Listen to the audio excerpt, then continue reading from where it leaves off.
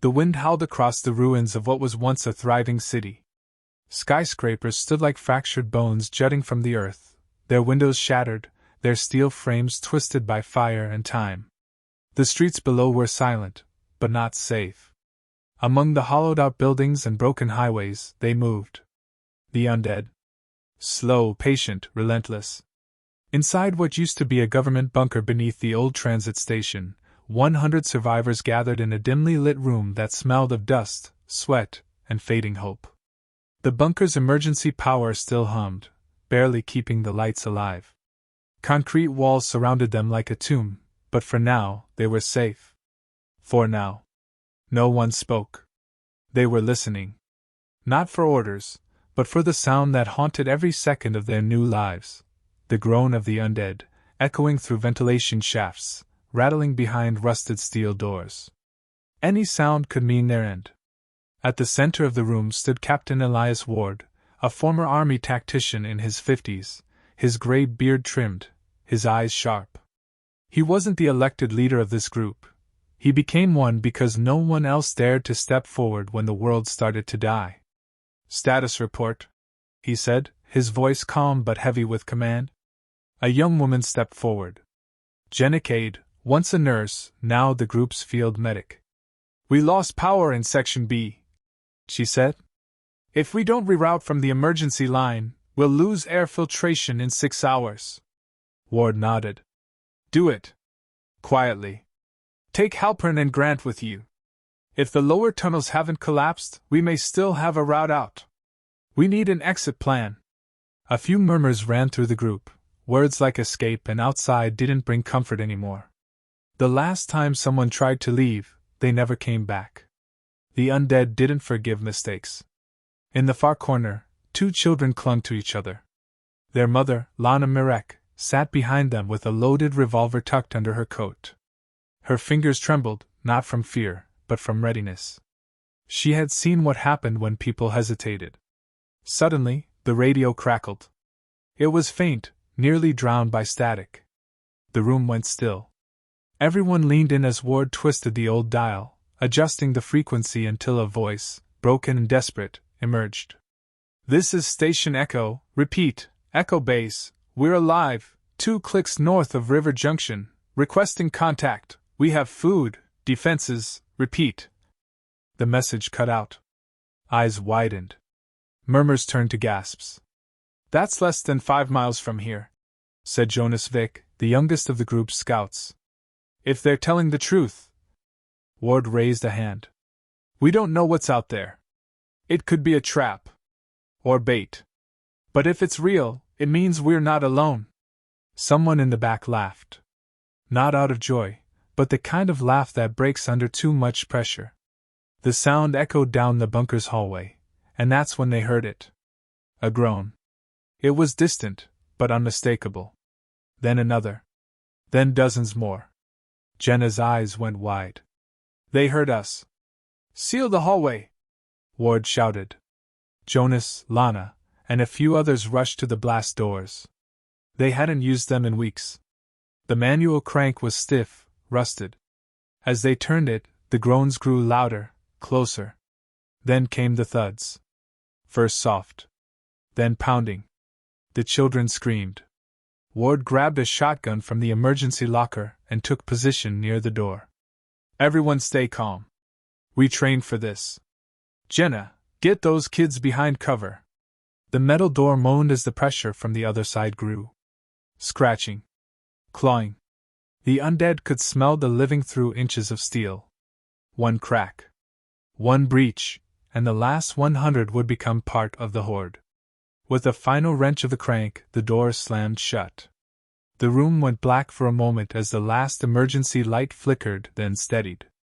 Breaths were shallow. Hearts pounded. Ward lowered the shotgun slowly. "They know we're here now. We just lost our invisibility." Someone whispered. "What do we do?"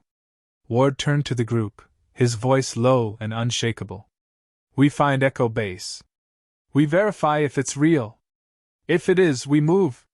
Because staying here is a slow death. This bunker was never meant to last forever." Jenna looked up. Then we'll need a plan. And a distraction, Jonas added grimly. We can't move 100 people without drawing them. Ward nodded. Then we make one. Outside, the undead groaned louder. Inside, the countdown to humanity's final stand had begun. A map was laid out across an old metal table, stained with time and use. The survivors crowded around, the flickering light above casting long shadows across their tired faces. Captain Elias Ward circled the old subway lines with a piece of charcoal. Every second outside the bunker was a risk. Every second inside was running out. We split into 2 teams, Ward said, drawing a line that curved around the city's northern perimeter. One heads to the Echo base signal. The other draws the horde west. Jenna crossed her arms. And who's leading the distraction team? Ward didn't flinch. I will. Gasps and protests rippled through the group. You're the only one who's led us this far, Lana argued. If you go and don't make it back, then someone else leads, Ward interrupted. Survival doesn't wait for comfort. Jonas stepped forward. His voice cracked with youth, but not fear. I'll go with him. You sure, kid? Ward asked. Jonas nodded once. I know the sewer paths better than anyone here. And if we're gonna set off charges, we'll need to do it where it really hurts their movement, under the city. Ward's eyes met his. There was steel behind the kid's nerves. He nodded in approval. By midnight, the survivors moved in silence. The plan was as follows: Ward, Jonas, and 2 others, Mira and Clay, both former engineers, would head toward the old water treatment tunnels to plant makeshift explosives. If done right, they'd lure hundreds of undead toward the collapsing zone on the west end. That would give the rest of the group a 6-hour window to reach Echo Base. The air in the bunker was thick with unspoken goodbyes. Lana pulled Ward aside. Don't be a martyr. He offered a tired smile. Not planning to. Just buying you time. She placed something in his hand. A locket.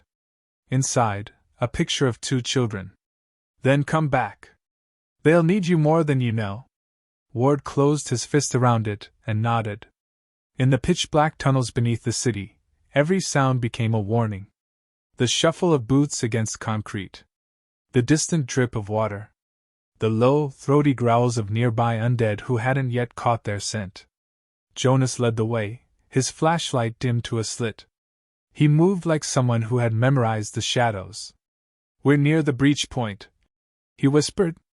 Used to be a storm drain. Now it's where they gather. Ward looked over to Clay, who prepped the explosives, makeshift devices built from propane, wiring, and old power cells. Set 2 timers. 1 for 20 minutes. 1 remote triggered, Ward ordered. Clay nodded, working fast. Suddenly, Mira held up a hand. Movement. Behind us. They froze. From the far tunnel, faint scraping echoed. Jonas whispered. We weren't followed. The scraping grew louder, accompanied by a wet, gurgling moan. Ward raised his rifle. The beam of his flashlight landed on a twisted figure, bloated, crawling. Its legs were shattered, but its arms clawed forward with hideous strength. Behind it, more shapes emerged. Silent. Fast. Runners! Mira yelled. Everything happened in seconds. Ward fired twice. Headshots. Both went down. But more came. Cover Clay! He shouted.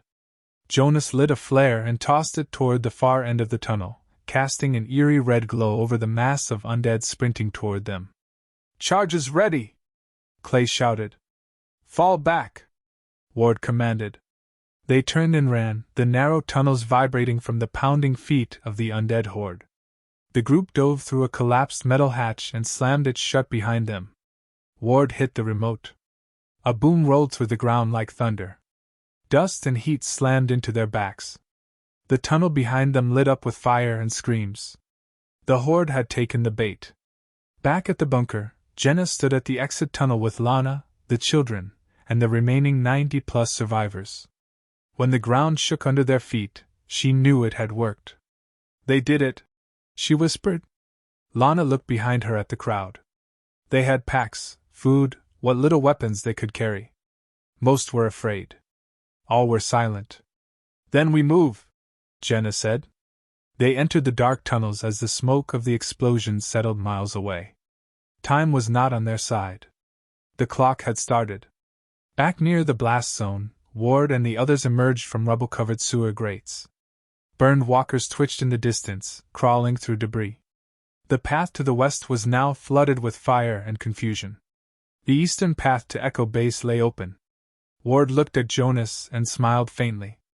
That's how you buy hope. Jonas coughed but grinned. Next time, we use fewer tunnels and more sky. Ward checked his compass. Let's catch up with the others. They've got 6 hours. We're gonna make sure they make it. Above ground, the moon lit the ruins in ghostly white. And somewhere north, beyond wreckage, beyond fire, a signal blinked in the dark. The city skyline loomed like a graveyard of steel and shattered glass. The moon hung low, barely piercing the smoky sky, as the survivors stepped out of the sewer exit one by one. Dirt, exhaustion, and silence clung to their bodies. Jenna was the last to surface, her eyes scanning the horizon with cautious urgency. Keep low. No lights. We head northeast toward the junction, she whispered, motioning with 2 fingers. The group of nearly 100 moved like a single organism, cautious, tight, slow. Every sound was amplified in the open. A kicked can. A coughing child. Even the crunch of gravel underfoot could summon death in this world. Jenna had taken point. Lana and the children were near the center of the line, surrounded by a protective wedge of adults. In the rear walked Marcus Briggs, a quiet, broad-shouldered mechanic who now acted as their rear guard. His eyes never stopped moving. This used to be Market Street, Lana murmured as they passed the husk of an old diner, the sign hanging by one rusted chain. Jenna didn't look back. Used to be a lot of things. Suddenly, a low growl echoed from an alleyway to the left. Everyone froze. Briggs raised his rifle, stepping slowly toward the alley. The group watched, barely breathing. 2 eyes glinted in the dark, low to the ground. Then a soft, whimpering noise. Briggs lowered the rifle. It's a dog, he muttered. Starving. The mutt stepped forward, ribs showing through mangy fur. It didn't growl again. It only looked at them, then at the dead silence around them, and fell into line beside the children like it had always been part of the group. Jenna allowed it, with a nod. We could use another pair of ears. They continued on. About a mile from the Echo Base coordinates, the group passed through an old underpass. The walls were covered in old resistance graffiti. Stay human. Fight back. Trust dies first. Jenna stopped. Ahead, the road forked. The left led toward the industrial yard, an open space exposed. The right disappeared into a tunnel. Both routes were silent. Too silent. She called over Nathan Reyes, the group's best scavenger and one of the few who still knew how to read maps. We split, she said. Nathan frowned. You sure? We can't risk walking 100 people into a death trap. You take 30 through the tunnel. I'll take the rest through the yard. We meet on the far side. Nathan gave her a hard look. If one side gets hit, then the other keeps going, Jenna said. You know the rules. They split without ceremony. Lana, seeing Jenna's route had more families and children, chose to follow her. Nathan nodded at her choice without question. As Jenna's group entered the yard, the unease grew. Ruined vehicles littered the lot, buses, cargo trucks, ambulances. The kind of place where people once fled for safety. And died. Briggs whispered. Too many places to hide in here. Jenna raised her hand, signaling a full stop. She crept forward between a rusted ambulance and an overturned military jeep. That's when she saw it, fresh blood. A smear on the side of the truck door. Still wet. Her stomach dropped. She turned to warn the others, when the first shriek tore through the air. A figure, pale and lightning fast, launched from beneath the truck and tackled the nearest survivor. A woman. Jenna didn't see her face, only the scream before it turned to gurgling silence. "Ambush!" Briggs shouted. From all sides the undead emerged, feral, fast, their eyes burning with hunger. These weren't the slow ones. They had stumbled into a nest. Jenna fired 3 shots. Head, chest, then pulled the children behind her. "Run! Get to the east gate!" The survivors scattered, some toward the fence, others diving for cover. Briggs pulled Lana and her kids behind a stack of crates, firing into the swarm. The dog snarled and lunged, biting at a creature's leg as it tried to reach a fleeing child. Jenna climbed atop a wrecked bus and laid down suppressing fire, picking off walkers with deadly precision. She spotted Lana dragging a wounded man by his collar, refusing to let him die alone. But it was chaos. Briggs shouted, "Gates blocked! We need a new path!"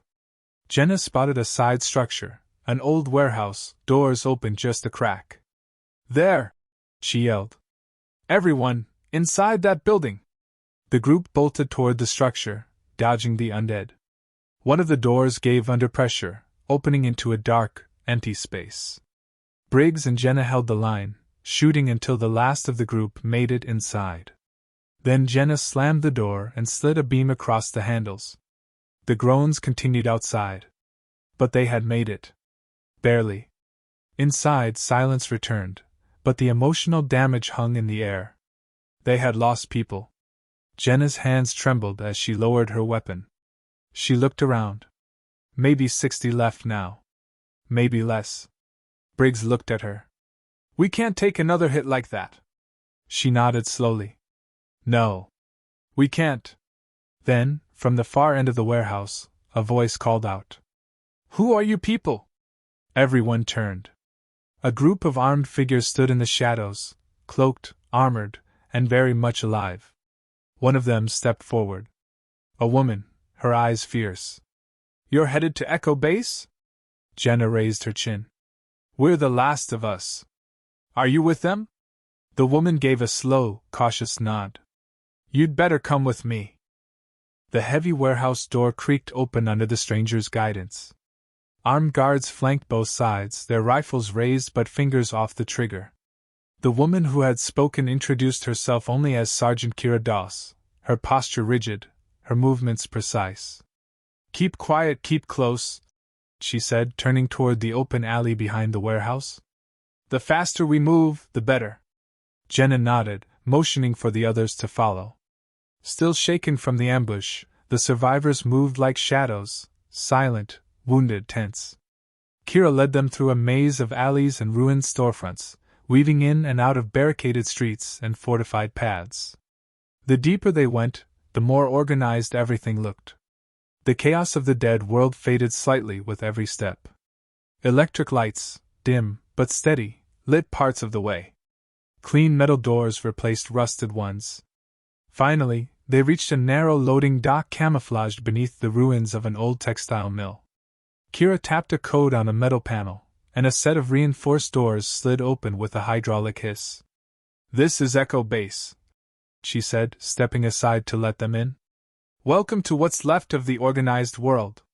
Inside was something none of the survivors expected: structure. People moved with purpose. Children played quietly in a protected room surrounded by clear barriers.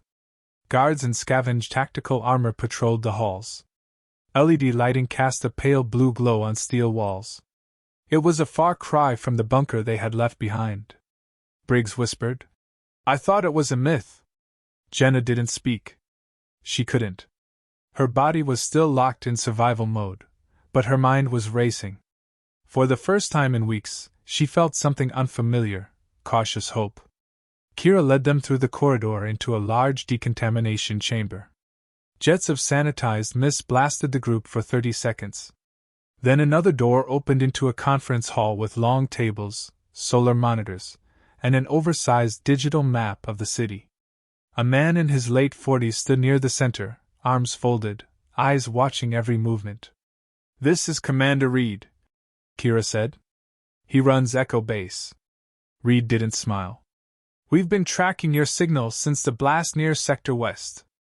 We thought you were either bait or fools." Jenna stepped forward. We were survivors. Still are. Reed's expression didn't change. You lost people. Jenna nodded slowly. Too many. He gestured to the map. You're not the only group left, but you're the largest we've seen in months. Most break apart before they make it this far. You did something rare. Briggs stepped forward. We didn't come here to take. We came to work. Fight. Contribute. Reed finally gave a slow nod. Then let's talk about the future. Later that evening, Jenna sat on a metal bench outside the Echo Base Infirmary, her arms wrapped around herself. Lana approached and handed her a cup of warm broth. How are the kids? Jenna asked. Resting. One of the nurses gave them clean blankets. First time I've seen them smile in weeks. Jenna stared into the steam rising from the cup. I didn't think we'd make it. Not after the yard.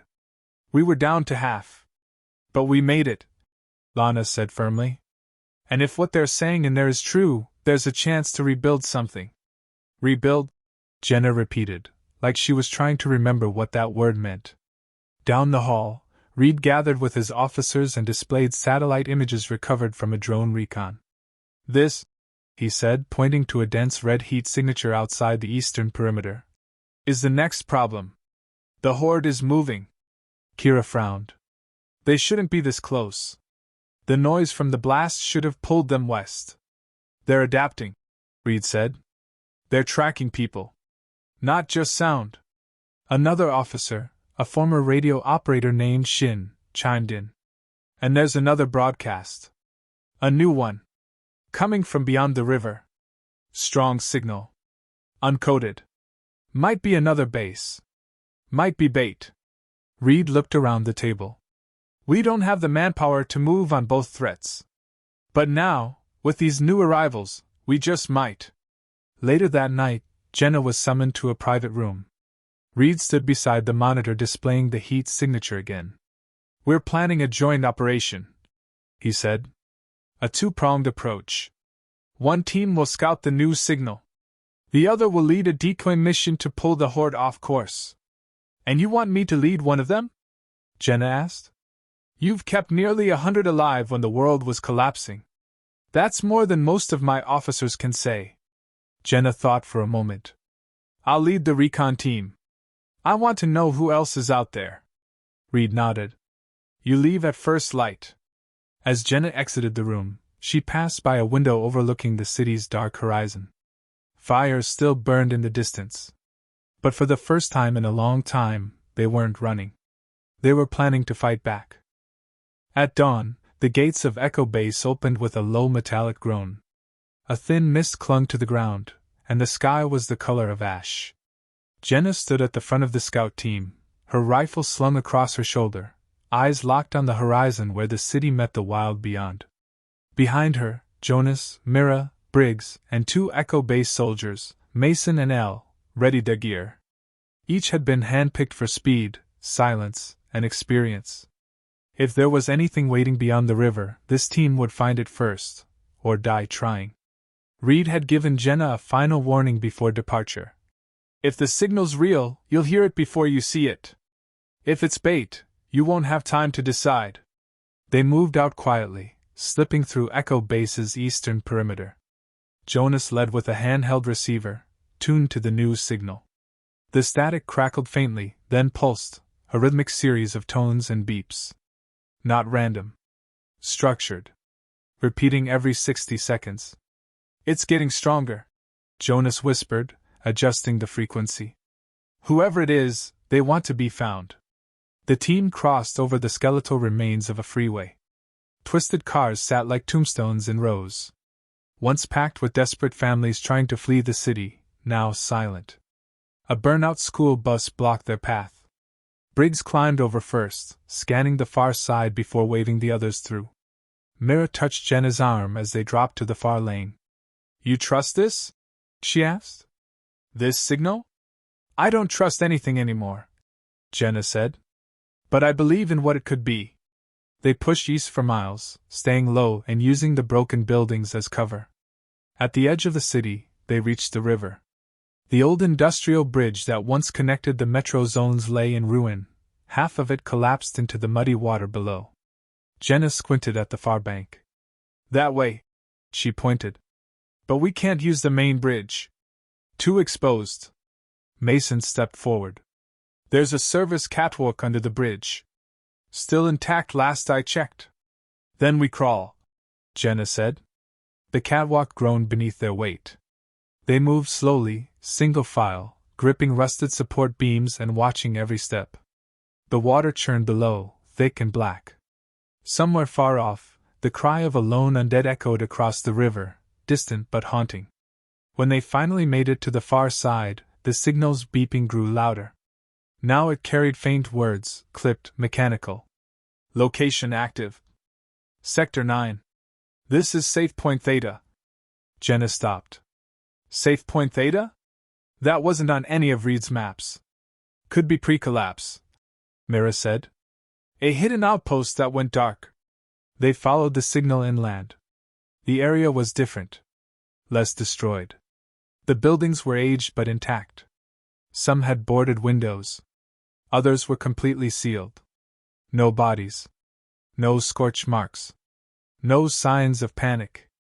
It's like this place, skipped the apocalypse, Jonas muttered. Then they saw it. A radio tower, functional, blinking, on top of a fortified building surrounded by a metal fence. Fresh wiring. Solar panels. Watch posts. Automated turrets, though silent, tracked their motion with blinking red sensors. Elle held up a hand. That's military grade. Could be AI-assisted defense. Jenna approached slowly, weapon lowered. We're not a threat, she called. There was silence. Then a voice came from a hidden speaker. Hold position. Identify yourselves. Jenna Miles. Echo Base Scout Team. We followed your signal. More silence. Then the gates unlatched and slowly opened. They entered the compound cautiously. A handful of figures stood at the entrance, 4 humans, armored but clearly malnourished. The leader, a man in his 60s with a sharp gaze, stepped forward. I'm Dr. William Trent. Welcome to Theta. Jenna studied his face. He didn't smile, but there was no hostility either. This place, it's active, she said. You've been broadcasting. Why now? Dr. Trent motioned for them to follow. Inside, the facility was high-tech but worn, clean corridors, dim lighting, humming generators. We've been underground for years, he said. Theta was a deep-sleep refuge. Scientists, engineers, planners. Our goal was to emerge only when the infection had burned itself out. It didn't, Mira said quietly. No, Trent agreed. And that's why we've started broadcasting again. We've developed something. Not a cure, but a suppressant. A way to slow the infected. Disorient them. Everyone froze. A suppressant? Briggs echoed. You're telling me you can push the undead back? Temporarily, Trent said. Enough to evacuate cities. Regroup. Reclaim. Jenna's eyes burned with 100 questions. Why didn't you contact Echo Base sooner?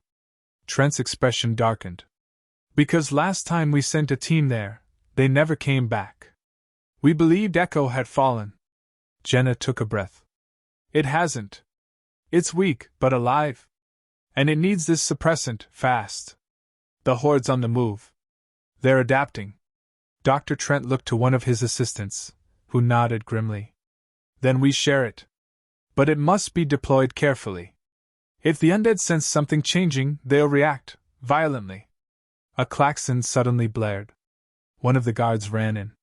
Movement on the south perimeter. Dozens. Maybe more. Dr. Trent turned to Jenna. Looks like you brought more than hope with you. Jenna's grip tightened on her rifle. Then let's show them we didn't come here to die. The south wall of Safe Point Theta trembled under the first impact. The clang of metal against flesh echoed like thunder through the facility. The undead were here, and not just any swarm. These moved differently. Faster. Smarter. Coordinated. From the tower above, Jenna stood with binoculars scanning the tree line. The mist was beginning to lift, revealing dozens, no, hundreds, of figures. Their eyes burned red in the fading light. They didn't shuffle. They stalked. And behind them, moving with deliberate calm, stood something worse. It looked human, tall, wrapped in torn tactical gear, but its movements were eerily precise. Jenna's stomach dropped as it raised a hand, and the swarm immediately paused. Then it pointed toward the gate. "They're organized," Jenna whispered. "They're being led." Dr. Trent stood beside her, horrified. "We've seen traces of it in data, infected that resist decay longer, that retain neural pathways. But this is beyond anything." "They're learning," Mira said from behind. "And if they take Theta, they'll know how we operate, how we defend." Inside, the remaining Theta scientists scrambled. Mason and Briggs helped distribute suppressor canisters, each the size of a thermos, filled with the experimental mist designed to slow the Undead's aggression. They were untested in open combat. They had no backup plan if they failed. "Set the emitters at every point of entry," Briggs barked. "And put eyes on the rooftops. If they breach this line, it's over." Meanwhile, Jenna returned to the command room where Trent loaded the suppressant's activation codes into a portable drive. "This data," he said. "It must reach Echo Base. Even if we fall here." Jenna took the drive and slipped it into a waterproof pouch. "We're not falling." He gave a faint smile. "You remind me of the people who built this place." Outside, the swarm began to charge. A rising howl filled the air, more signal than scream, and the infected launched forward like a wave. Theta's automated turrets roared to life, mowing down the first ranks. Still, they kept coming. Suppressor canisters hissed from launchers, releasing clouds of vapor. The moment the mist touched the first runners, their pace slowed. They staggered, heads twitching, as if confused. Some turned on each other. But others, especially the leader, pushed through unaffected. "They're adapting already," Mira shouted.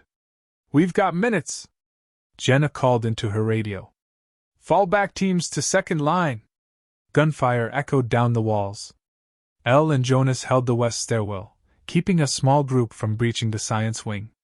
On the second floor, Mason detonated a backup suppressant unit, buying precious seconds as the thick fog flooded a corridor. In the chaos, one of the soldiers, young, shaking, froze as a screeching infected leapt over the outer wall. It was fast. Too fast. Jenna tackled the soldier out of the way and fired twice into the creature's skull. "You freeze again," she snapped. "You die. Or worse." They regrouped in the courtyard, where the leader of the infected now stood face to face with Briggs, separated by a mere steel barricade. The thing tilted its head. Briggs raised his rifle. It smiled. Then, with lightning speed, it grabbed a pipe and smashed the gate's locking mechanism. The wall buckled. "They're in!" someone shouted. All hell broke loose. Jenna led the fallback into the lab corridor, suppressing as many as she could. Trent triggered the base's self-lockdown, sealing the southern section, with him inside. She slammed a fist against the glass. "You don't have to do this." "I do," he said, calm even as the creatures approached. "I'll give you time. Get the suppressant to Echo." Then the lights behind him flickered, and went dark. The infected had breached the power grid. The remaining survivors raced to the emergency tunnel beneath Theta, a narrow maintenance shaft designed for quiet retreat. Mira punched in the last code as Briggs carried a wounded L, blood trailing behind them. Once inside, Jenna sealed the hatch behind her and collapsed against the cold metal. They were alive. Barely. Jonas, coughing, looked to her. "We lost Theta. But we've got the drive. And now," Jenna said through clenched teeth, "we run all the way back to Echo Base before that thing learns how to use a map." Miles away, back at Echo Base, Commander Reed stood before the city monitors, watching a flicker on the edge of the screen. A massive swarm was moving. Not random. Focused. He turned to Kira. "We've got a storm coming." She nodded grimly. "Let's just hope Jenna's still alive when it hits." The tunnel stretched endlessly ahead, a suffocating metal throat that swallowed sound and light alike. Jenna's boots struck the floor in rhythm with her heartbeat, fast and relentless.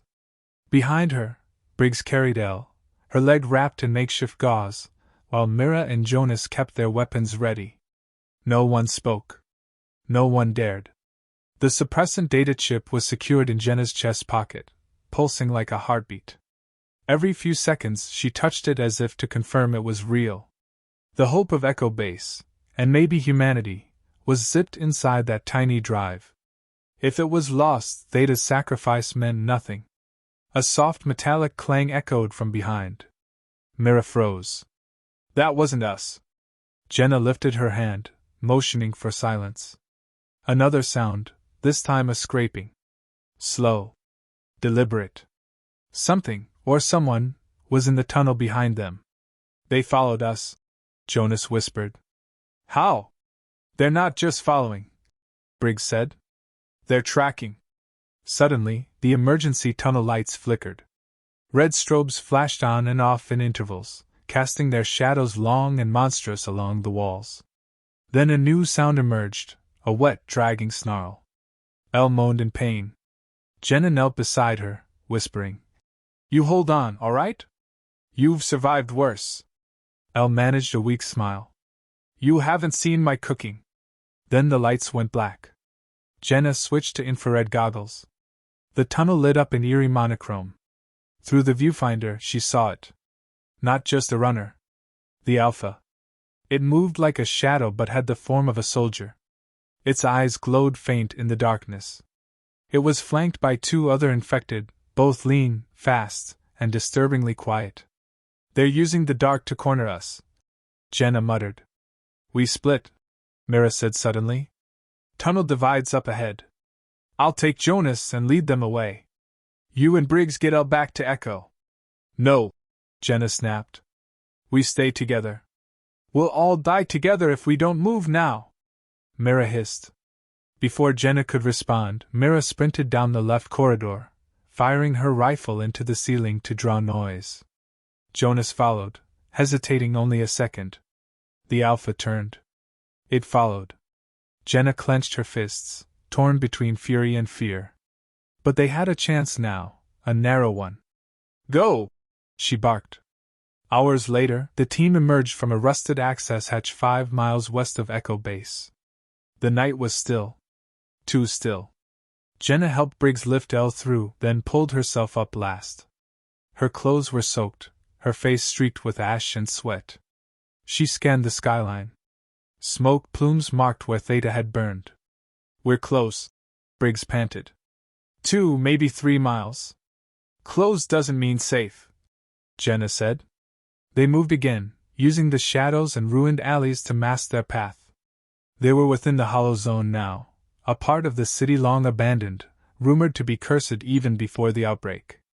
Buildings leaned like trunks, windows shattered, and silence ruled. Halfway through the zone, they heard it, a faint metallic tapping, like nails on stone. Briggs spun. Don't say it. Jenna didn't. She just lifted her rifle and whispered, Run! They sprinted, weaving through broken cars and collapsed scaffolding. Behind them, the tapping grew louder, faster, closer. The Alpha was still tracking them. Elle cried out as her leg buckled. Jenna caught her before she hit the ground. No time, Briggs said, turning with rifle raised. Go. I'll buy you one last minute. Jenna's jaw clenched. You're not dying here. Someone's got to slow it down. We don't both make it. Briggs stepped back, smiling grimly. Tell Reed I finally did something useful. Then he turned and vanished into the alley, gunfire erupting seconds later. Jenna hoisted Elle over her shoulder and ran. Tears streamed down her face, but her steps never slowed. She didn't look back. Echo Base loomed ahead like a steel sanctuary, lights blinking in the early dawn. Kira's voice crackled through the comms. Jenna? Is that you? Jenna collapsed just outside the main gate, gasping. Open gate! She's hurt. Guards rushed forward, dragging Elle onto a stretcher. Reed appeared moments later, stunned. Where's the team? Jenna just shook her head. Theta is gone. Briggs. Mira, they didn't make it. Reed didn't ask more. Later, in the war room, Jenna laid the suppressant drive on the table.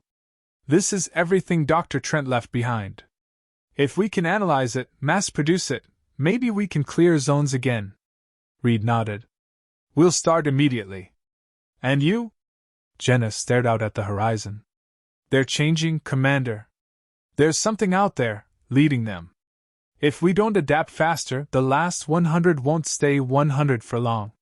Reed looked down at the map. Then it's time we change the rules of the war. Jenna's eyes narrowed.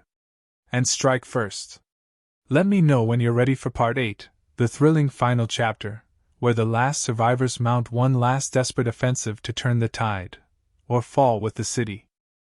Part 8, the last line. Dawn broke red across the skyline of what remained of the city. The once proud towers were shadows of their former selves, half standing, burned, and quiet. But inside Echo Base, there was motion. There was fire. And there was a plan. Jenna stood in front of the surviving commanders, eyes ringed with exhaustion, voice steady. Theta's suppressant data has been processed. We have exactly 30 canisters. It's not enough to wipe them out, but it's enough to make a path, clear a zone, set a trap. Reed nodded grimly. Then we don't waste time. We lure them in, slow them down, and we finish what we started. Assuming we can, Kira said, frowning. What about the Alpha? Jenna's jaw tensed. It's out there. And it knows we're planning something.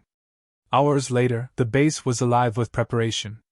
The final 100 survivors, engineers, fighters, medics, even wounded, worked shoulder to shoulder, building barricades, rigging suppressor dispersal systems, and reinforcing the command bunker. For the first time, everyone was focused on one goal: take back the fight. Jenna walked the perimeter, her rifle strapped across her back. Every face she passed was familiar. Survivors who had made it through unspeakable horror. They were the last line, not just for Echo Base, but for what was left of humanity. Down in the lower hangar, Elle was being prepped to help coordinate from the radio room. Her leg was braced, her face pale but determined. You should be in recovery, Jenna said. And you should be sleeping. Elle shot back with a smirk. But here we are. Jenna smiled and clasped her hand. When we light the beacon, the undead will come hard. This is all or nothing. Then we give them nothing, Elle whispered. Just after sundown, the trap was set. Echo Base activated the emergency flare tower, something unused since the first months of the outbreak. A column of burning red light lit the sky like a signal of defiance. From the far end of the city, deep howls answered. The horde was coming. Jenna, Reed, and a strike team waited on the north ridge, where they'd rigged the suppressor field. The goal was simple: draw the Alpha and its smart swarm in, slow them, then detonate the reinforced munitions buried beneath the streets. If it worked, they'd destroy the core of the evolved undead. If it didn't, there would be no second chance. As the first infected crested the ridge, the team stood their ground. Runners, screamers, crawlers, dozens, then hundreds. Wait, Reed said. The Alpha appeared behind them, his eyes glowing with something not just alive, but intelligent. Jenna's breath hitched. He saw her. Recognized her. Now! She yelled. Suppressant gas hissed from pipes and canisters hidden in the ruins. The first wave slowed, stumbling, snarling in confusion. The evolved halted mid-charge, shaking violently. Then the Alpha roared, a deep, unholy sound, and some began to push through. Immune to the suppressant. He's overriding them! Kira shouted. Jenna grabbed the detonator from her belt.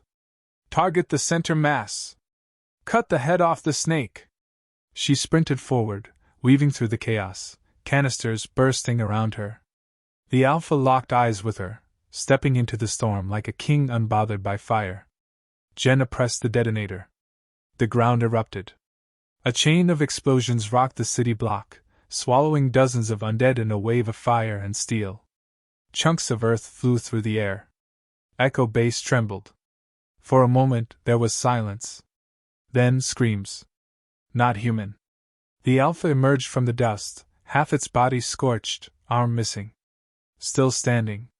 Still coming. No! Jenna whispered, stepping back. She raised her weapon, knowing it wasn't enough. But then, a shot rang out.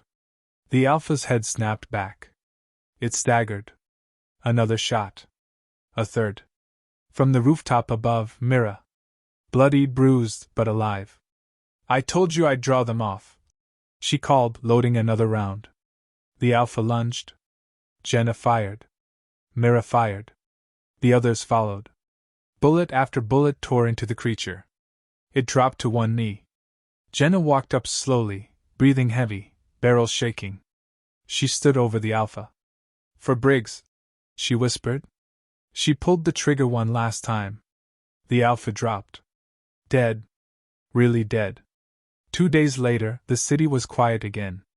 Not safe, but quiet. Echo Base had lost 20 more in the fight. But the suppressant had worked. The evolved were scattered, disoriented, leaderless. The horde was breaking apart.